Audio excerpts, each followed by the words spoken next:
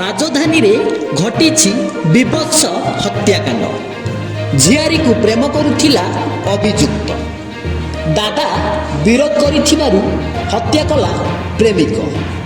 ଖଣ୍ଡଗିରି ଥାନା ନିକଟସ୍ଥ ଜଗନ୍ନାଥନଗର ସୁକବିହାର ଅଞ୍ଚଳରେ ଘଟିଛି ଏ ଘଟଣା।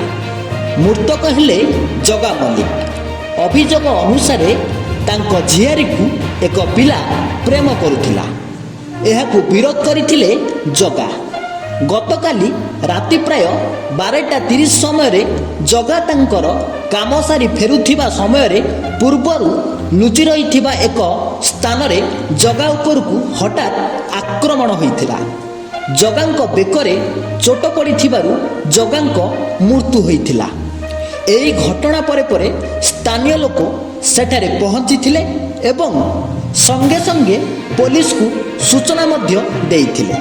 ଏହାପରେ ପୋଲିସ ଆସି ସେଠାରେ ମୃତଦେହକୁ ଠାବ କରି ଭୁବନେଶ୍ୱର ସ୍ଥିତ କ୍ୟାପିଟାଲ ହସ୍ପିଟାଲକୁ ସ୍ଥାନାନ୍ତର କରିଥିଲେ।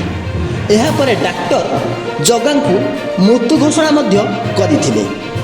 ଏନେଇ ପୋଲିସ ଅଭିଯୁକ୍ତକୁ ଗିରଫ କରି ତଦନ୍ତ ଜାରି ରଖିଛି। Bureau report, Mandira TV.